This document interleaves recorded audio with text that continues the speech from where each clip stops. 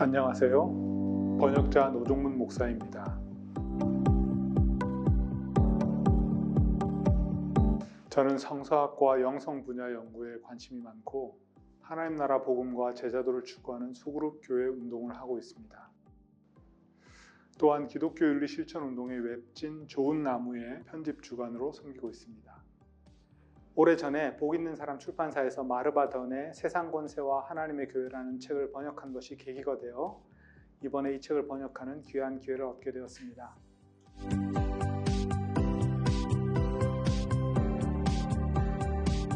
과거에 출판사에서 일할 때 개인적으로 한국을 방문한 맥그레스를 만날 기회가 몇 번 있었습니다. 맥그레스는 목소리는 그리 높지 않은데 내면에서 신앙적 열정이 느껴지는 분이었습니다. 강연에서 어떤 분들이 날카롭고 공격적인 질문을 할 때에도 차분하게 대답을 하는데 그 대답이 놀라운 내용이었습니다. 어려운 질문에도 막힘없이 모두가 공감할 수 있는 지적인 답변을 해주었습니다. 아, 사람이 공부를 제대로 하면 이렇게 되는구나 하는 생각을 했습니다. 이 책에서도 맥그레스의 차분하면서도 열정적인 목소리가 느껴집니다. 내용상으로도 저에게 새롭고 놀랄 만한 것들이 많이 있었습니다. 이 책은 특히 저자가 성실하게 쌓아온 학문적 역량을 변증이라는 분야에서 탁월하게 펼쳐내는 책입니다. 변증은 성경만 알아서도 안 되고 신학만 알아서도 안 되고 현대세계 문제와 씨름하고 비판적 지성인들과의 대화한 경험이 필요한 분야입니다. 맥그레스는 많은 반기독교 지성인들과 토론을 하고 있는 현장의 변증가이며 그런 점에서 기독 지성인들에게 큰 도전을 주는 인물입니다. 이 책을 번역하면서 맥그레스의 생각을 아주 가까이서 보고 듣는 느낌이 들어서 즐거웠습니다. 맥그레스는 옥스퍼드 대학에서 생물물리학으로 박사학위를 받았고 이후 신학으로 전환해서 교리사 분야의 신학 박사학위를 취득했습니다. 교리사 분야에서는 그의 하나님의 칭의라는 책과 신학 개관서인 신학이란 무엇인가 라는 책이 있는데 참으로 탁월한 책입니다. 또 과학과 신학 양 분야의 전문가로서 과학신학이라는 주제를 탐구하여 독보적인 책을 써서 독특한 기여를 했습니다. 그는 젊은 시절에는 마르크스주의를 믿었던 무신론자 과학도였고 개인적인 계기를 통해 기독교가 지적으로 실제에 대해 가장 설득력 있는 설명을 제시한다는 것을 발견하고 회심하게 되었습니다. 그 이후로 그는 교리사와 과학신학 분야를 전문적으로 연구했고 변증에도 꾸준히 관심을 가지고 C.S. 루이스를 연구하기도 했으며 리처드 도킨스 등 여러 무신론자들과 공개 토론을 여러 번 가졌습니다. 맥그레스의 가장 큰 장점은 복잡하고 어려운 내용을 제대로 깊이 공부한 다음에 잘 요약해서 독자들에게 가르쳐주는 것인데 그런 내용이 보통 교과서에 나오는 것이 아닌 신선한 관점과 통찰을 가지고 있습니다. 이 책은 그가 옥스퍼드와 캠브리지에서 학생들과 함께 강의하고 대화하면서 탄생한 내용입니다. 우리 시대의 기독교 변증이라는 분야를 새롭게 학문적으로 구축한다면 아마도 맥그레스보다 더 적절한 인물은 없을 것 같습니다.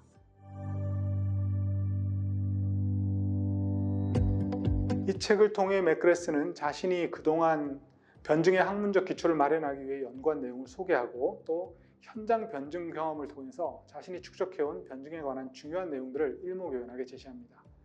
사실 기독교 변증은 세속지성이 던지는 중요한 질문에 대해서 기독교가 답변을 제시할 수 있다는 것을 보여주는 일입니다.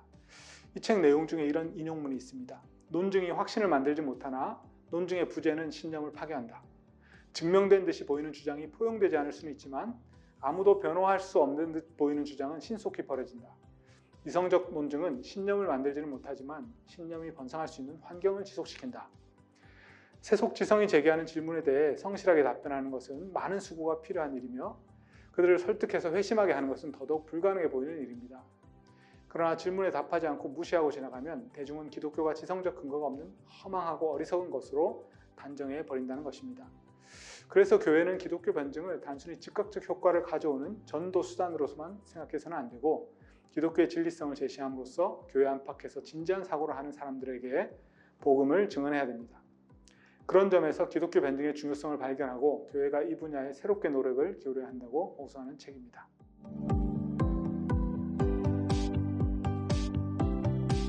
이 책의 가장 중요한 독자는 기독 지성인입니다. 그리스도인으로서 자신의 지성의 영역에서도 그리스도가 주인 되실 수 있음을 확인하고자 하는 용기 있는 지성인입니다. 우리는 세상 안에서 많은 지적 세계관적 도전을 받으면서 살아가고 있습니다. 세상에서는 날마다 넘치도록 쏟아져 나오는 이야기와 서사들이 경쟁을 벌이고 있습니다. 자기가 들려주는 이야기야말로 진실이며 삶을 설명하는 참된 이야기라고 주장하는 것입니다. 드라마나 영화나 유튜브 동영상에 휩싸여 사는 동안에 우리는 그 스토리와 내러티브가 제공하는 삶의 의미, 가치들을 무의식 중에 받아들이게 됩니다. 그런데 그게 끝이 아니라 그렇게 무의식 중에 받아들인 의미와 가치는 사람들을 출구 없는 절망으로 몰아넣습니다. 반대로 복음이 제시하는 것은 세상을 설명할 수 있는 진짜 이야기이며 삶의 진정한 의미와 가치입니다. 넘쳐나는 이야기 홍수 속에서 복음이 들려주는 이야기를 발견하고 해석해낼 능력이 필요합니다. 그렇지 않다면 우리는 금방 세상의 절망적인 이야기에 부지불식간에 동조하게 됩니다. 기독 지성인들은 자기 자신의 절망을 극복하기 위해 이 책을 읽을 수 있습니다. 그리고 또 절망에 빠져있는 동료 그리스도인과 세속의 친구들에게 희망이 있다고 설득할 수 있기 위해 이 책을 읽어야 합니다. 이 책은 신학교의 교과서가 될 수도 있고 독서 모임의 토론 자료도 될 수 있겠지만 무엇보다도 생각하는 그리스도인들의 영혼의 양식이 될 수 있습니다. 아기들을 위한 이유식은 아니지만 이런 딱딱한 음식이 영혼의 성숙을 위해 꼭 필요한 것 같습니다. 이 책의 차별성은 아마도 21세기라는 변화된 시대에 맞추어 변증의 모든 것을 업데이트했다는 점일 것입니다. 과거의 기독교 변증학 책에서 읽었던 내용을 떠올리는 분들은 아마도 변증이 더 이상 교회 강단이나 삶의 현장에서 쓸모없다고 여겨서 책을 덮어둔 지 오래되었을 것입니다. 저도 그랬기 때문입니다. 무엇보다도 현대 사회에서 현재 진행되는 지적 논의를 다루고 있습니다. 리처드 도킨스와 새로운 무신론에 관한 이슈는 이 책도 다루기는 하지만 이제 낡고 진부한 주제 중 하나가 되어버렸습니다. 새로운 주제로서 세속화나 포스트 모더니즘, 종교와 폭력의 관계 등 오늘날 공적 영역에서 토론되는 중요한 내용들을 다루며 그 핵심을 파악하고 정리하고자 시도합니다. 맥그레스에 의하면 20세기의 변증은 지나치게 모더니즘의 영향을 받고 그 도구인 이성에 과도한 신뢰를 두었습니다. 그래서 기독교 자체가 모더니즘의 언어 안에 갇혀버리는 부작용이 생겼습니다. 기독교 변증도 그랬습니다. 그래서 지나치게 이성 의존적인 접근법으로 기독교를 변호하려고 했습니다. 맥그레스는 이성의 역할과 합리성을 온전하게 규정하고 적절한 자리를 찾아줍니다. 그리고 이성뿐 아니라 정서와 공감과 관계를 포함한 전인격적 소통을 추구하고 변증에서 내러티브적 접근을 추구하는 등 새로운 접근법을 제시합니다. 그 외에도 이 책은 팀 켈러와 같은 변증적 설교자가 되기 위해 필요한 실제적인 방법과 단계를 제시한다는 것이 특징입니다. 신학교에서 변증가를 키워내는 프로그램을 구상한다면 저자의 경험과 이 책이 큰 도움이 될 것입니다. 지적 변증에 관심을 가지고 제대로 배우고자 하는 사람들에게 꼭 필요한 내용을 모두 담고 있습니다.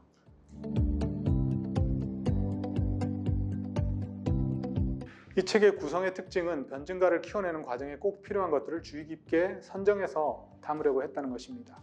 아마도 맥그레스가 옥스퍼드의 기독교 변증센터에서 했던 강의와 실습의 내용 순서와도 일치할 것 같습니다. 첫째로 서론 부분에서는 먼저 변증이란 무엇인가를 다루면서 변증의 중요성과 개념을 설명하고 변증의 핵심 요소와 5가지 유형을 제시합니다. 그 다음에는 특별하게 변증의 역사를 다루는데 교회사 속에서 어떤 변증가들이 어떻게 변증했는지를 흥미롭게 정리해서 보여줍니다. 두 번째로 본격적 내용으로 들어가면 믿음의 합리성 문제, 신존재 논증, 변증에서 상황의 중요성, 의미의 문제, 접촉점 개념, 내러티브 변증 등 이론적인 부분을 다룹니다. 세 번째 부분은 변증의 실제를 다룹니다. 청중을 어떻게 고려하고 변증 현장에서 자주 만나는 10가지 문제를 어떻게 다룰 것인가. 마지막으로 지난 시대 변증 분야의 현인이라고 할 수 있는 G.K. 체스터턴이나 프랜시스 셰퍼, 찰스 테일러 등의 사례를 제시하면서 그들에게 무엇을 배워야 할지를 정리해 줍니다.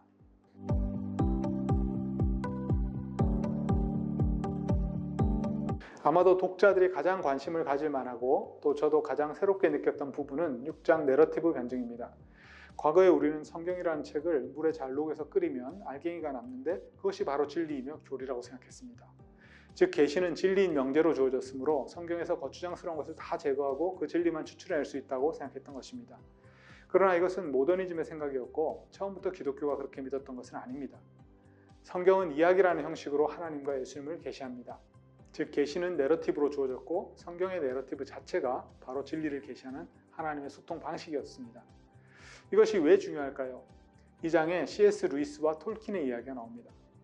루이스는 그리스도의 삶과 죽음이 어떻게 세상을 구원하는지 이해하기가 어려웠습니다.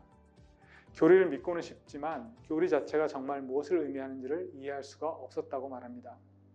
톨킨은 친구 루이스에게 기독교가 1차적으로 교리나 도덕 원칙의 집합이 아니라 그런 교리나 원칙을 생성하고 유지하는 원대한 내러티브, 즉 이야기라고 설명해 줍니다. 교리적 명제 자체를 이해하려고 했을 때 루이스는 그 의미를 파악할 수 없었지만 기독교가 세상이 정말로 어떤 모습인지를 설명해주는 참된 이야기라고 생각하자 번쩍 눈을 뜨게 되었습니다. 이 참된 이야기는 우리가 왜 여기 존재하고 무엇을 향해 우주와 역사가 나아가고 있고 하나님은 그 역사를 어디로 어떻게 이끌고 계시고 예수 그리스도의 십자가 사건은 이 모든 것을 어떻게 하나님 관점에서 볼 수 있게 하는지를 알려줍니다. 세상에 대한 이 원대한 이야기, 참된 이야기를 받아들이면 우리는 그 안에서 수많은 진실하고 의미 있는 작은 이야기들을 발견할 수 있고 그 이야기 속에서 의미 있는 삶을 살 수 있게 됩니다. 내러티브 변증이란 성경이 제시하는 참된 이야기를 사람들이 부지불식간에 받아들인 거짓 이야기와 대조하면서 이 참된 이야기가 얼마나 선하고 아름다운지를 드러내는 것입니다.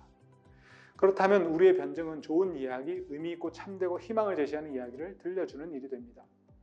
하나님의 복음의 원대한 이야기에서 파생된 이런 작은 이야기들은 세상에 유행하는 거짓 이야기들의 조잡함과 부적절함과 해로움을 폭로할 것입니다. 물론 내러티브 변증은 성경 이야기를 그대로 반복하는 것은 아닙니다.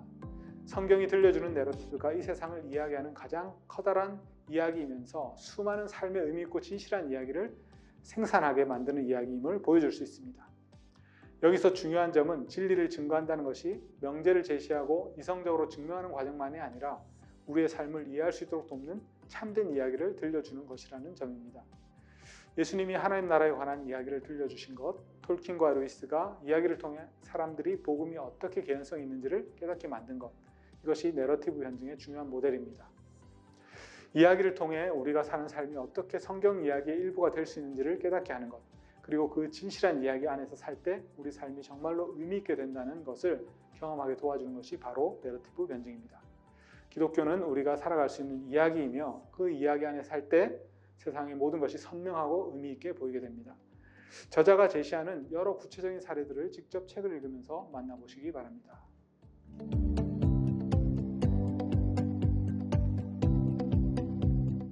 모든 사람이 이 책을 혼자 읽으면서 100% 소화할 수는 없을 것입니다. 그리고 책의 모든 부분이 모든 사람에게 다 어필하지는 않을 것입니다.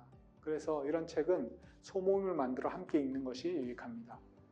우리가 잘 이해하지 못하고 넘어간 부분에 대해 서로 설명해 줄 수 있고 각자 자신에게 가장 와닿았던 부분을 나눔으로써 책의 내용을 풍성하게 경험할 수 있을 것입니다.